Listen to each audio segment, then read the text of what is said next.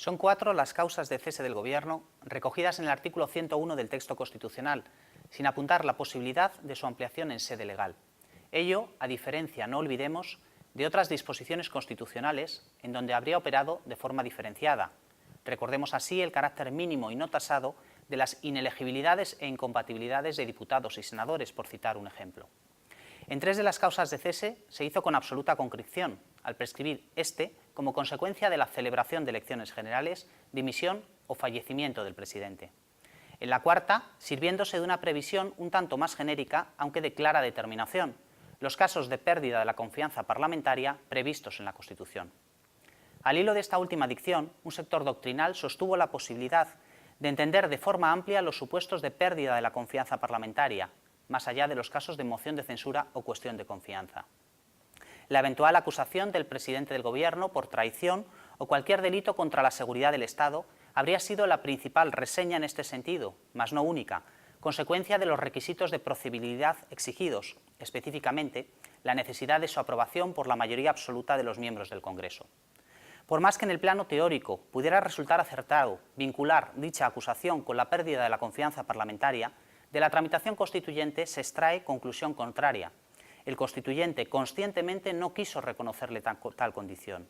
Los únicos supuestos a los que la Constitución atribuyó la pérdida de la confianza parlamentaria, determinándose la obligación de presentar la dimisión ante el Rey, son los 2 anteriormente reseñados, moción de censura y cuestión de confianza. Es por ello que todas aquellas situaciones diversas a estas deben resolverse apelando con exclusividad a la suplencia del presidente, cualquiera que fuere el punto de vista que adoptáramos. Cuestión completamente diversa es que se nos pueda antojar una situación ciertamente insatisfactoria o más aún aberrante para algunos supuestos. Continuando con los problemas que subyacen en el carácter claramente tasado de las previsiones constitucionales de supuestos de cese, debemos destacar que la doctrina no solo se ha acogido a un intento de interpretación extensiva de la dicción constitucional a la hora de concretar los supuestos de cese, sino que ha tratado de extrapolar incluso el significado intrínseco de alguna de aquellas previsiones para intentar recoger supuestos similares. Así se ha pretendido respecto de la incapacidad presidencial, citada recurrentemente a tal efecto por su inmediato paralelismo con el fallecimiento.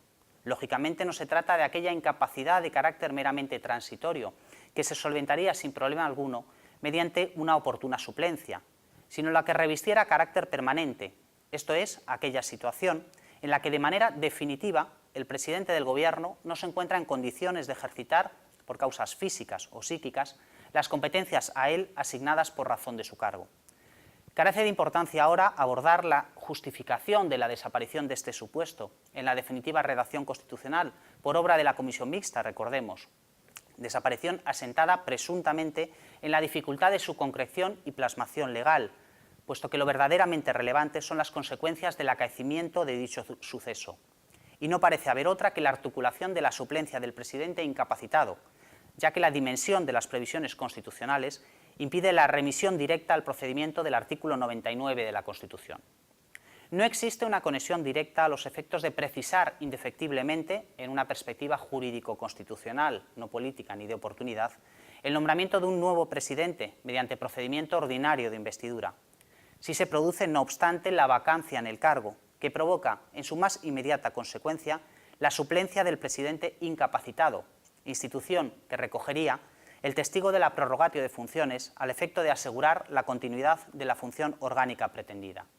Nos encontramos ante una previsión completamente insatisfactoria, que no parece que vaya a recibir en el futuro solución diferenciada a su eventual inclusión como supuesto de cese mediante oportuna reforma de la ley del Gobierno. Con independencia de la valoración jurídica crítica que ello nos merecería, por todo lo dicho, no parece que pueda considerarse desencaminada dicha vía, a la vista de lo sucedido en nuestro entorno más cercano.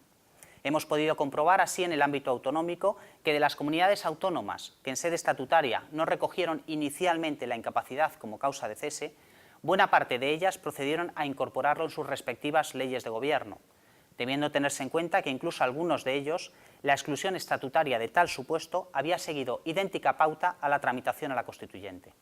Recordemos que no ha sido, en todo caso, la incapacidad el único supuesto en que una ley de gobierno autonómico ha ha procedido a ampliar supuestos de cese estatutarios, ya que así ha sucedido incluso en mayor número en los supuestos de condena penal, incompatibilidad y pérdida de la condición de diputado, especialmente con relación a esta última. Parece claro que la hipótesis de este eventual reconocimiento en sede legal precisaría, en todo caso, en su aspecto material, un procedimiento en el que, con total seguridad y respecto de sus órganos decisores, se ensamblaran Gobierno y Congreso de los Diputados con mayor o menor poder resolutivo. Por otro lado, debemos destacar que el tratamiento que nuestra Constitución otorga a la totalidad de supuestos de cese en ella recogidos es homogéneo. Solo se prescribe para todos ellos la necesaria continuidad en funciones del Gobierno cesante hasta la toma de posesión del siguiente Gobierno, sin reseña adicional alguna según las circunstancias propiciadoras del cese. No se distingue así, en función del presupuesto originador del mismo, ni la composición de este órgano colegiado, ni su ámbito de actuación, ni ninguna otra cuestión diferenciada. El hecho de que esta prescripción pudiera causar sorpresa en primera instancia por la diversa naturaleza de los supuestos en cuestión, y más aún porque la praxis política muestra enormes diferencias dentro de un mismo supuesto genérico de cese, no resulta a fin de cuentas tan extraña. Es claro que se trata de cuestiones que carecía de sentido reflejar constitucionalmente, reservándose para su posterior desarrollo legal, caso de que así se considerara oportuno finalmente. Ahora bien, dicha homogeneidad, así como esa ausencia de limitaciones concretas, ha suscitado razonables dudas acerca de la constitucionalidad de las limitaciones que de manera expresa se pudieran introducir, y así se han hecho, normativamente, cuestionándose hasta qué punto puede el legislador establecer limitaciones cuando la Constitución no prevé nada al respecto. Se trata, en todo caso, de una cuestión que no puede responderse en abstracto, ya que su resolución dependerá o provendrá de las propias limitaciones que se traten, en conjunción con la finalidad perseguida para dicho periodo. No serían aceptables aquellas que hicieran inútil o dejaran vacía la continuidad. Imaginemos la prohibición de la aprobación de un decreto ley en supuestos de extraordinaria y urgente necesidad. Las eventuales restricciones a un gobierno en funciones tienen como límite aquella finalidad pretendida.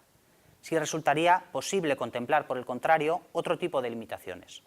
Operando de esta manera, ni se priva en modo alguno al órgano gubernamental de sus características propias de origen constitucional, ni se desvirtúa la prescripción de la continuidad en funciones.